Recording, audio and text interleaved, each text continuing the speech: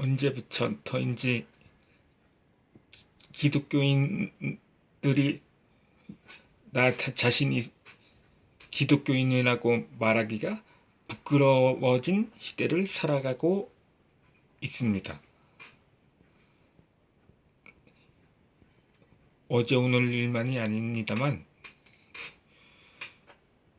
기독교인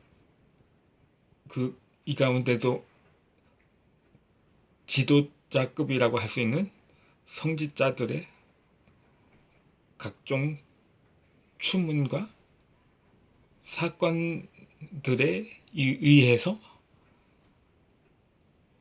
외적으로나 내적으로나 기독교는 상당히 공격을 받고 있는 현실이라고 말하기에는 사실 기독교가 핍박을 받은 지는 역사가 꽤 오래되었습니다. 근데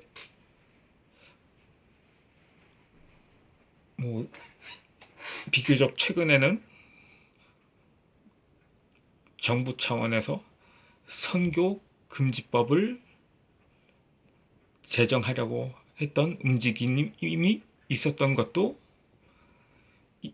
이와 관련해서인가 아닌가 생각이 듭니다. 그 중에 가장 이슈가 된 것은 13년 전에 발생했던 우리나라 선교단의 아프간 피랍 인질 사건으로 인해 촉발된 사건 중에 하나이기도 합니다.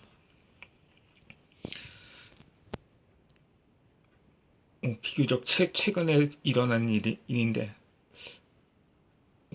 어느덧 4년이 흘렀습니다만 최근이라고도 할 수 있겠죠.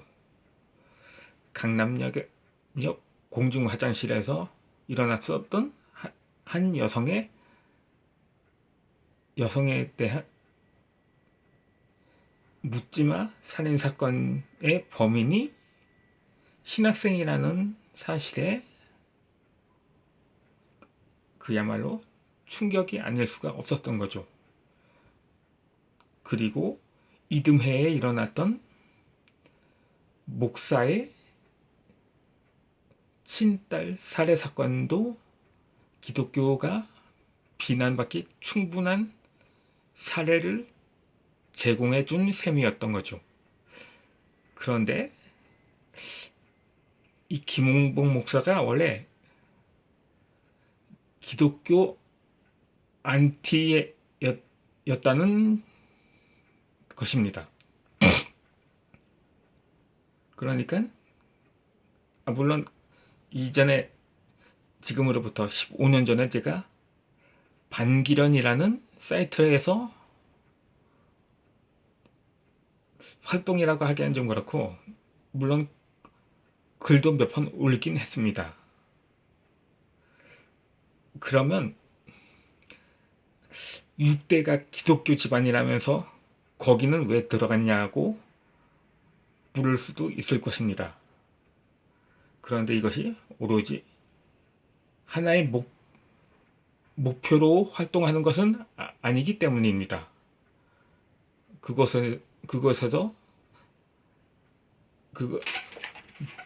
정말 순수한 목적으로 활동을 하는 사람도 있고 회원도 있고 그러니까 문서 선교의 목적으로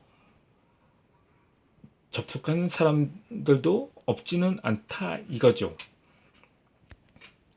이 가운데 게시판 카페 형식으로 된 사이트인데 지금은 안 들어갑니다.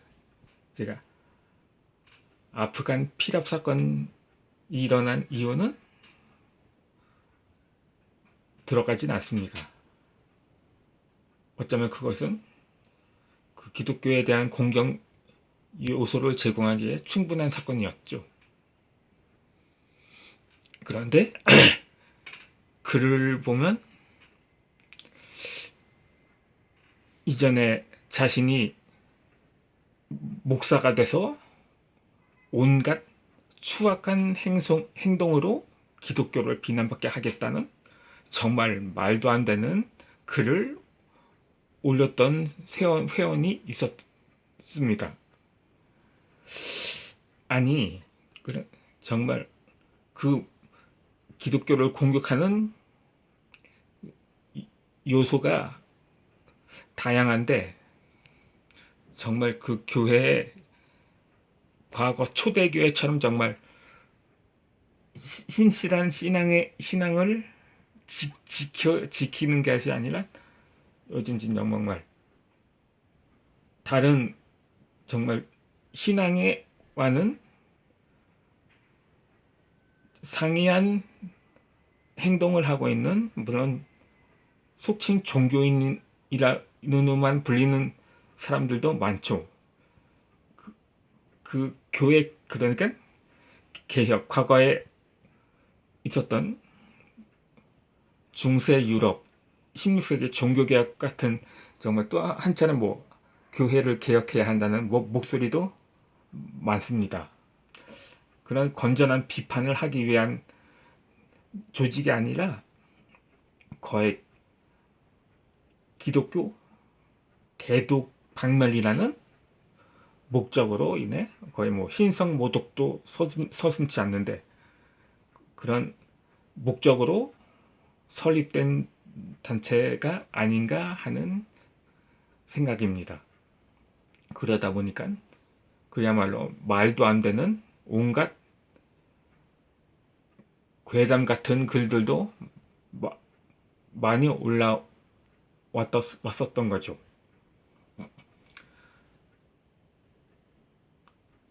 그리고 세월이 흘러서 제가 어느 기도원에서 외부 목사님이 강사로 왔었는데 예전에 한 5년 됐거든요. 제가 그 모임에 참석한 지가. 그 당시, 그러니까 그때부터도 또 10년 전이었던 거죠. 그 자신이 목사가 되겠다고 한 사람이 그 목사가 됐다고 하더군요. 그랬다 그때 참석한 사람들이 놀란 것이었습니다. 그런데 그 후로는 이름도 좀 거론된 것 같아요. 김웅봉이라고. 별로 아니면 그 사람이 목사가 돼서 신앙생활을 하다 보면 변하지 않았을까 많은 사람들이 생각해서 별로 대수롭지 않게 넘어갔었던 걸로 압니다.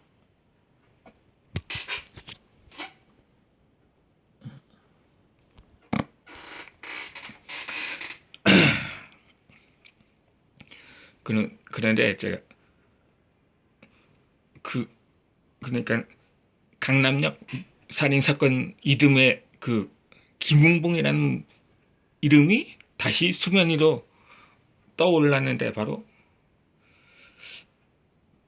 그런데 그때 그 안티 기독교로 활동했던 그 사람이라니 정말 말문이 막혔었습니다. 물론 이건 동료 사이트에서 활동했던 회원들도 다시 그곳에서 글을 올린다면 완전히 기독교인들을 공격하는 게 아니고 그 사람을 공격했을지도 모릅니다. 아무리 기독교를 욕먹이게 하려고 했는데 이건 아니라고 말입니다. 그런데 이 사람이 요즘 특히 교회 개척하고 또 자립하는데 얼마나 어렵습니까? 거의 불가능에 가깝다고 봐야겠죠. 그런데 그 사람은 그 사건을 일으킨 그때 나이가 40이 조금 넘었었습니다. 그러니까 30대에 이미 완전히 성공적인 목회 활동을 하고 있었던 거죠. 강사라도 초빙되고, 그런 많은 그 사람한테 목사는 아닙니다. 사실 가짜 목사인 셈이죠. 그 사람한테 설교를 듣는 사람들도 정말 그런 사람일 줄 몰랐다는 글들이 많이 올라왔던 것을 알 수가 있습니다. 그러면 이렇게 말할 것입니다. 아니, 그런 위치에서 그렇게 유명세를 타고 많이 세인들한테 존경을 받는 목사였으면 왜 그 사람이 변하지 않았느냐며, 왜 10여 년 전에 했던 생각을 여전히 지니고 결국 실천에 옮겼냐고 막 그런 말이나 글들도 많이 올라왔었습니다. 예, 예수가 활동했었던 고대 이스라엘에서도 그 예수로 인해서 뭐 변화되어서 새 사람이 된 사람도 더러 있었습니다. 뭐 변화된 경로는 다르지만 신약 성경의 절반 가까이를 집필한 바울이 그렇고 그랬었고, 예수님을 만나기 전에는 이 삭개오라는 사람은 트럼프처럼 돈밖에 몰랐던 사람이었거든요. 그러다 보니 근데 하지만 예수를 만난 이후로는 그 자신이 착복한 것을 한 4배 정도를 되갚겠다고 말했습니다. 이처럼 변화된 사람은 당시에도 극소수였습니다. 다수는 관습을 버리지 못했었던 거죠. 그들은 메시아를 물론 기대하기는 했었습니다. 그런데 진심으로 기다렸다기보다는 그들에게 메시아는 예수 그리스도가 아니라 제물이었던 거죠. 이렇게. 이를 보고 이를 일컬어 완악한 사람이라고 하는 거죠. 이렇게. 이처럼 특히 오늘날에는 뭐 보이지 않는 무슨 귀신을 믿느냐 이렇게 뭐 과거엔 진짜 활동을 했었음에도 믿지 않는 사람들이 다 대부분이었는데 요즘은 특히 과학기술이 발달하고 정말 물질적으로 풍요로워진 현대사회에서 진심으로 신앙을 갖는 사람이 얼마나 될까 하는 의문이기도 하죠.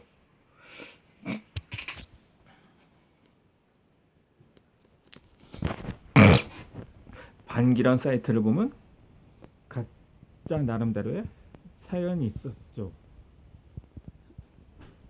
어떤 사람은 10년 동안 주일학교 교사였던 사람도 있고, 성경 내용에 의심을 품고 안티로 돌아선 사람도 있었고요. 어찌되었든 우리가 다시 신앙의 과거의 신앙을